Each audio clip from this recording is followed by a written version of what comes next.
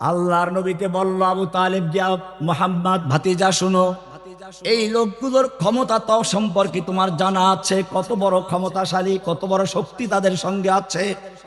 তারা তোমার কি ক্ষতি করতে পারে জানো? তোমাকে জেলে ঢুকাতে পারে, হত্যা করতে পারে। যদি নিরাপদ থাকতে চাও তাদের প্রস্তাবটা মেনে নাও, অসুবিধা কি? ক্ষমতায় গিয়ে এরপরে তুমি আস্তে আস্তে দিন কায়েম করো, ভাগাভাগি করে নাও। আল্লাহর নবী কি বলেছিলেন? আল্লাহর নবী উত্তর দিলেন, চাচা আবু তালেব শুনে রেখো, এই দাওয়াত তো আমি নিজে দিচ্ছি না, আমার এই দাওয়াত হচ্ছে আল্লাহর দাওয়াত। আলাম তারা কাইফা দারাবাল্লাহু মাসালান কালিমাতান তাইয়্যিবাহ, আমার এই কালেমার তৈয়বার দৃষ্টান্ত হচ্ছে ওই বৃক্ষের মতো, কাশাজারাতিন তাইয়্যিবা, একটা পবিত্র বৃক্ষের মতো, আসলুহা সাবিতু ওয়া ফারউহা ফিস সামা, যার কাণ্ড হচ্ছে পৃথিবীতে আর তার শাখাগুলো হচ্ছে স্বয়ং আরশে আযমের সঙ্গে। সুবহানাল্লাহ। আমাদের ঈমানের সম্পর্ক কোথায়? ঈমানের সম্পর্ক কার সাথে? ঈমানের সম্পর্ক যদি আল্লাহর সঙ্গে থাকে, দুনিয়ার যত শক্তিশালী, দুনিয়ার যত পাওয়ার, সুপার পাওয়ার হোক না কেন, মুমিনের ঈমানের সঙ্গে টিকে থাকতে পারে না। আফগানিস্তানের লোকেরা দেখিয়ে দিয়েছে না, 14 গোষ্ঠী একাত্রে হামলা চালালো, তারপরে 20 বছর পর্যন্ত নির্যাতন করলো, শেষ পর্যন্ত আল্লাহ দেখিয়ে দিলেন, ওয়ালা তাহিনু ওয়ালা তাহজানু আনতুমুল আলাউনা ইন কুনতুম মুমিনিন, তোমাদের ভয় নেই, তোমাদের চিন্তা নেই, তোমরাই হবে বিজয়ী, তোমরাই হবে বিজয়ী যদি মুমিন হতে পারো। আফগানিস্তানে সেই বিজয় দিয়ে দেখিয়ে দিয়েছেন। এবারে তাদের কৌশল পরিবর্তন হলো, ঠিক আছে বন্ধ করা লাগবে, কারণ আল্লাহ নবী জানিয়ে দিলেন আমি বন্ধ করতে পারবো না।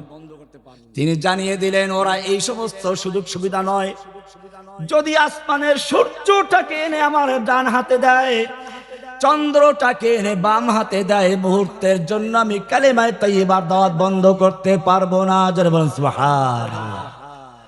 এইবারে আর একটা জঘন্য প্রস্তাব নিয়ে আসলো, ঠিক আছে বন্ধ করা লাগবে না, আমরা শান্তি চাই, একদিন তোমারটা, তোমার কিছুদিন তোমার ইবাদত আমরা করব, তোমার পূজা আমরা করব, তোমার দিনের দাওয়াত আমরা গ্রহণ করব, আর কিছুদিন তুমি আমাদের সাথে মিলেমিশে মেলায় আসবে, পূজা করবে।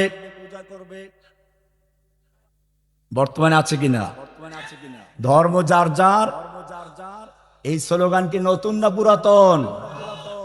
যুগে যুগে সব কাফেরদের চরিত্র ছিল এক, সব কাফেরদের স্লোগান ছিল এক।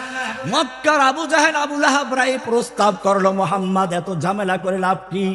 সব ধর্মই তো ঠিক আছে, ঠিক আছে মিলেমিশে চলি, কিছুদিন আমরা তোমার ধর্ম পালন করব, আর কিছুদিন তুমি আমাদের ধর্ম পালন করবে, আমরা তোমার ঈদের দিনে তোমাদের বাড়িতে যাব, আর আমাদের পূজার সময় তুমি আমাদের বাড়িতে আসবে, মিলেমিশে চলি, সমস্যা কি?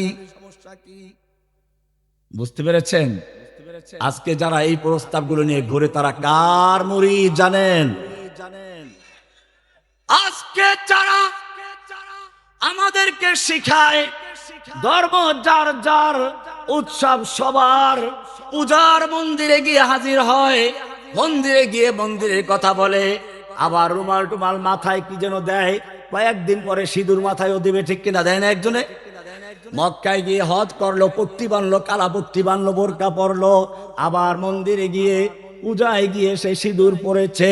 হজ্জে কাবা ভিকেয়া গঙ্গা কা স্নান भी लिया, खुश रहे अल्लाह भी शैतान भी नाराज ना हो, खुश रहे अल्लाह भी शैतान भी नाराज ना हो। এদের কাজ হলো আল্লাহ খুশি থাকুক, শয়তান যেন অসন্তুষ্ট না হয়।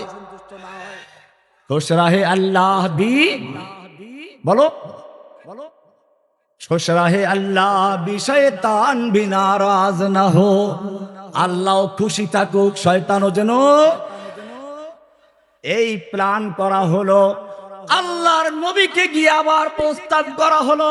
এইবারের প্রস্তাবটা আরো জঘন্য প্রস্তাব, এই জন্য আল্লাহ নিজে উত্তর দিয়েছেন, কোরআন নাজিল হয়ে গেল, কুল্লিয়া আইয়ুহাল কাফিরুন, হে নবী আপনি কাফের গোষ্ঠীকে জানিয়ে দেন, ও হে কাফেরের দল, লা আবুদু মা তা'বুদুন, আমি ইবাদত করি, তোরা তার ইবাদত করো না। আর তোরা যার ইবাদত করো আমি তার ইবাদত করি না। তোদের খোদা আমার খোদা এক নয়। আমি বর্তমানেও তোদেরটা করি না, তোরাও আমারটা করো না। আর ভবিষ্যতের জন্য শুনে রাখো, ওয়ালা আনা আবিদুম মা আবাদতুম, আর কখনো আমি তোমাদের যা পূজা করো তা পূজা করি নই, পূজাকারী নই, করব না। ওয়ালা আনতুম আবিদুনা মা আ'বুদ, আর আমি যার ইবাদত করি তোরাও তার ইবাদতকারী কখনো হবি না। এইভাবে চলতে গেলে কোনো মিল থাকে না।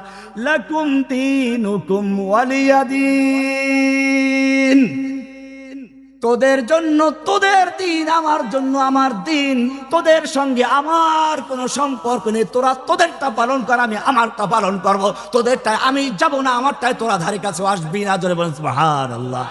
লাকুম দীনুকুমের অর্থ বোঝা গেছে। আর এইটার অর্থ কি করেছে এরা? লাকুম দীনুকুম ওয়ালিয়া দীন। আজকে রাজশাহীর রাজা মেয়ারা শুনে রেখো, ও রাজা মেয়ারা ভালো করে জেনে রাখো, লাকুম দীনুকুম, তোদের একটা দিন আছে, ওয়ালিয়া দিন, আমারও দিন আছে। আমার দিন আর তোমাদের দিন কি এক না ভিন্ন? আমাদের দিনের নাম কি? ওদের দিনের নাম কি? ওদের দিনের নাম ইহুদিয়াত, ওদের দিনের নাম খ্রিস্টান, ওদের দিনের নাম গণতন্ত্র, ওদের দিনের নাম সমাজতন্ত্র, রাজতন্ত্র। আল্লাহ রাব্বুল আলামিন বলছেন, লাকুম দীনুকুম ওয়ালিয়া দীনি, তোদের একটা দিন আছে, আমার একটা দিন আছে। আমার দিনের নামটা শুনে রেখো, ইন্নাদ-দীনা ইনদাল্লাহিল ইসলাম। সুবহানাল্লাহ। আল্লাহ বলছেন, আল্লাহর কাছে গৃহীত, আল্লাহর কাছে গ্রহণযোগ্য, আল্লাহর কাছে মনোনীত একমাত্র শুধুমাত্র দিনের নাম কি? ইন্নাদ-দীনা ইনদাল্লাহি, ইনদাল্লাহি আগে হয়ে গেছে, ইসলাম পরে হয়েছে। আত-তাখির মা হাক্কুহু তাকদীম ইউফিদুল হাসরা ওয়াল কাসরা, সীমাবদ্ধ হয়ে গেল। আল্লাহর কাছে গ্রহণযোগ্য শুধুমাত্র একমাত্র দিনের নাম কি? এবারে ইসলাম ধর্ম যারা পালন করবে তারা অন্য ধর্মের কাছে যেতে পারবে কিনা? আল্লাহর কাছে জিজ্ঞেস করি, আল্লাহ কি বলেন শুনুন। জসিমউদ্দিন রহমানের কথা নয়, স্পষ্ট কোরআনের আয়াত। আল্লাহ বলছেন, ওয়ামাইয়াবতাগি গায়রাল ইসলামে দীনা, ومن يبتغ غير الإسلام دينا فلن يقبل منه وهو في الآخرة من الخاسرين। যে ব্যক্তি ইসলাম ছাড়া অন্য কোন দিন খুঁজে বেড়ায়, অন্বেষণ করে, মসজিদেও যায়, মন্দিরেও যায়, মসজিদে গিয়ে বলে মুহাম্মদ সাল্লাল্লাহু আলাইহি ওয়াসাল্লামের আদর্শ ছাড়া আর কিছু চলে না, সর্বোত্তম আদর্শ মুহাম্মাদের আদর্শ। মন্দিরে গিয়ে বলে সর্বোত্তম আদর্শ কি জানি। আবার সেই বুদ্ধদেবের মন্দিরে গিয়ে বলে বুদ্ধের আদর্শ মানলে পৃথিবীতে অশান্তি থাকে না। যেইখানে যায় সেই রঙে রঙিন হয়ে যায়।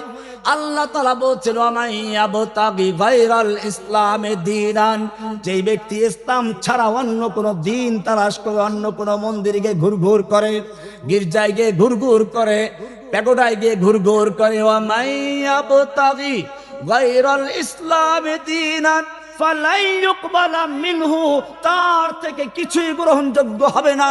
তার নামাজ, রোজা, হজ, যাকাত, তাসবিহ, তাহলিল, জিহাদ ইত্যাদি কিছুই গ্রহণযোগ্য হবে না। ওয়াহুয়া ফিল আখিরাতি মিনাল খাসিরিন, সে আখিরাতে ফেরাউন, হামান, নমরুদ, আবু জাহেল, আবুল আহাবদের অন্তর্ভুক্ত হয়ে ক্ষতিগ্রস্ত হয়ে জাহান্নামীদের কাতারে যুক্ত হয়ে যাবে। ইসলাম ছাড়া অন্য কোন দিন তালাশ করা যাবে? এবারে আপনার প্রশ্ন, আচ্ছা বুঝলাম ইসলামে কি সবই আছে? আল্লাহর নবী সাল্লাল্লাহু আলাইহি ওয়াসাল্লাম বসে আছেন, ওমর বিন খাত্তাব রাদিয়াল্লাহু তাআলা আনহু তাওরাতের একটা খণ্ড নিয়ে আসলেন। তাওরাত আল্লাহর আসমানি কিতাব, মুসা নবীর উপরে নাজিল হয়েছিল, সেই কিতাবের একটা অংশ আল্লাহর নবীর সামনে এনে বললেন, ইয়া রাসূলুল্লাহ, আমরা তাওরাতে অনেক তো ভালো কথা শুনতে পাই, দেখতে পাই, একটু পড়ে শোনাই। কিছু লিখে রাখি। আল্লাহর নবী কোনো উত্তর দিলেন না, উনি পড়া শুরু করলেন। ওমর বিন খাত্তাব আল্লাহর নবীর চেহারার দিকে তাকালেন না। আল্লাহর নবীর চেহারা রাগে ক্ষোভে লাল হয়ে গেল।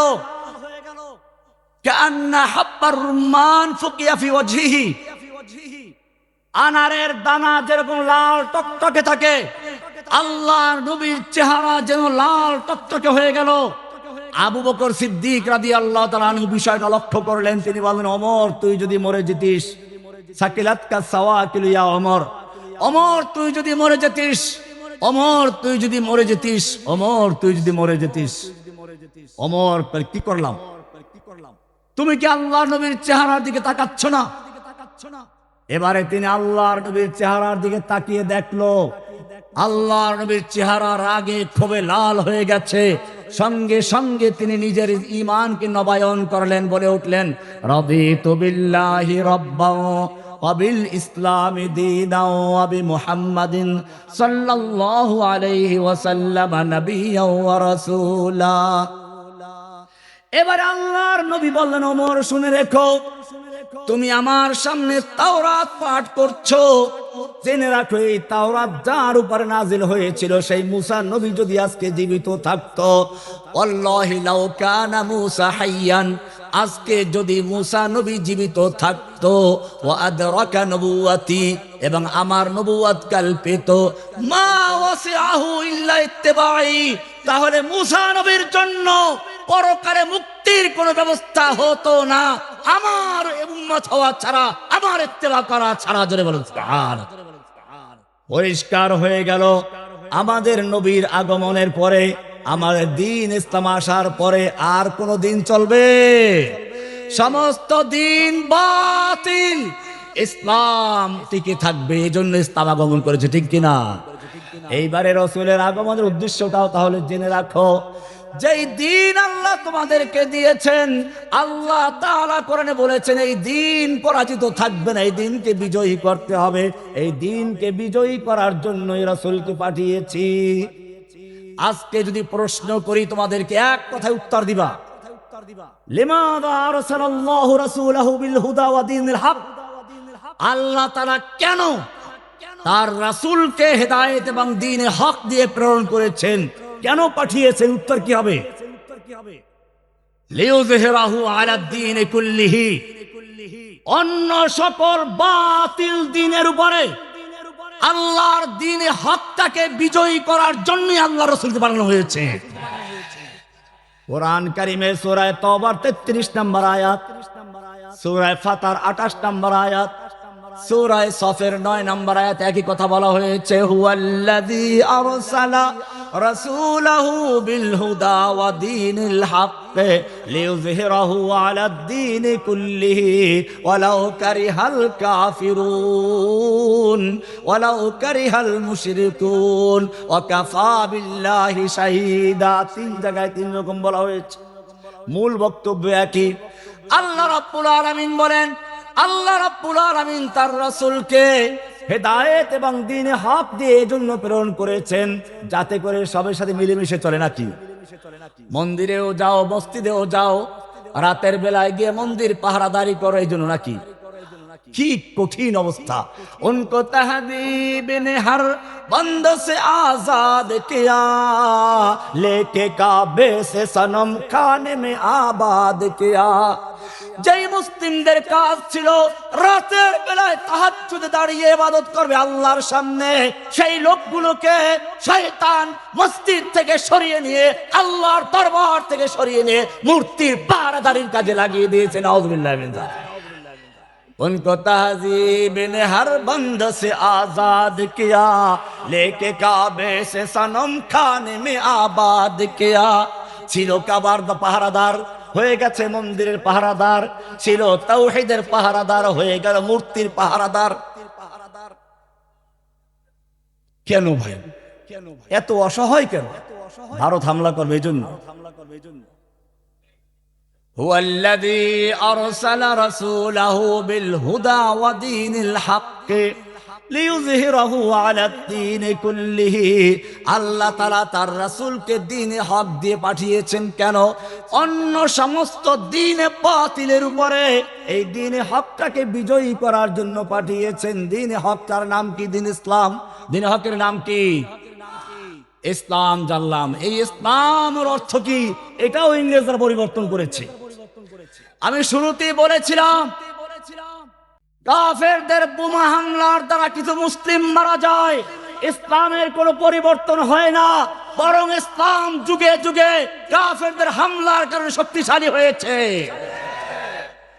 হাসিনা আলেমদেরকে জেলখানায় ঢুকিয়েছিল, ইসলাম ক্ষতিগ্রস্ত হয়েছে না শক্তিশালী হয়েছে? যেই কয়জন আলেম জেলে গিয়েছে, আমার সামনে আছেন মীর ইদ্রিস সাহেব, চট্টগ্রামের সিংহ, শেরে চট্টগ্রাম, জেল খেটেছেন, হেফাজতের কেন্দ্রীয় নেতা, জেল খেটেছেন। জিজ্ঞেস করুন আগের চেয়ে তার ঈমান দুর্বল হয়েছে না শক্তিশালী হয়েছে? আপনাদের ধারণা কি? জেল খাটলে ঈমান শক্তিশালী হয়।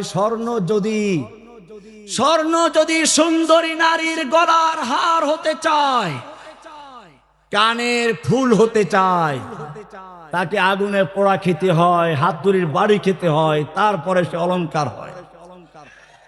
ঠিক তেমনি ভাবে আল্লাহ রাব্বুল আলামিন যাদেরকে পছন্দ করেন, যাদেরকে ভালোবাসেন, দ্বীনের জন্য যাদেরকে কবুল করেন, তাদেরকে জেলখানায় নেন, তাদেরকে নির্যাতনের সম্মুখীন করেন। এরপরে যখন তারা কামিয়াব হয়ে যায়, আল্লাহ তাআলা বলেন ওয়া ইয বিতালা ইব্রাহিমা রাব্বুহু বিকালিমাতিন ফাতাম্মাহুন্না। আল্লাহ বলছেন ইব্রাহিম আলাইহিস সালামকে আল্লাহ কিছু বিষয় নিয়ে পরীক্ষা করেছেন, তিনি পরীক্ষায় পাশ করেছেন। পাশ করার পরে কি বলেছেন? ক্বালা ইন্নী জাইলুকা লিন-নাসি ইমামা। আল্লাহ তাআলা বললেন ইব্রাহিম তুমি পরীক্ষায় পাশ করেছো, পরীক্ষায় তুমি শতভাগ পাশ করেছো, এবারে আমি তোমাকে মানুষের ইমাম বানিয়ে দেব, নেতা বানিয়ে দেব। জোরে বলো সুবহানাল্লাহ। পরীক্ষার পরে নেতা বানানো হয়, ঠিক কিনা? পরীক্ষার আগে নেতা হওয়া যায় না। ইব্রাহিম আলাইহিস সালাম সুযোগ পেয়ে বললেন মিন যুররিয়াতি, আমার সন্তানদেরকেও ইমাম বানাও। পিসাবের ছেলে পিসাব হয় না? ইব্রাহিম আলাইহিস সালাম একটু দোয়া করছিলেন যে আমার সন্তানদেরকেও দাও। না না, ক্বালা লা ইয়ানালু আহদিয যালিমিন। পীরের পুত্র পীর হবে, ইমামের পুত্র ইমাম হবে, ইমাম কোন জরুরি না, ইসলাম এটা সমর্থন করে না। এই আয়াত দ্বারা পরিষ্কার নিষেধ হয়ে গেছে। ইব্রাহিমকে আল্লাহ বলছেন পরীক্ষা করেছি তোমাকে, তোমার সন্তানদেরকে নয়। তোমার সন্তানদের মধ্যে যেই ব্যক্তি পরীক্ষায় পাশ করবে আমি তাকেও ইমাম বানিয়ে দিব। সুবহানাল্লাহ। وَإِذْ يَرْفَعُ إِبْرَاهِيمُ الْقَوَاعِدَ مِنَ الْبَيْتِ وَإِسْمَاعِيلُ। ইব্রাহিম ও ইসমাঈল দুজন মিলে পরীক্ষায় পাশ করেছে, আমি দুজনকে মুমিনদের জন্য ইমাম বানিয়ে দিয়েছি। পরীক্ষা দিতে হবে, পরীক্ষায় পাশ করলে কি হওয়া যাবে?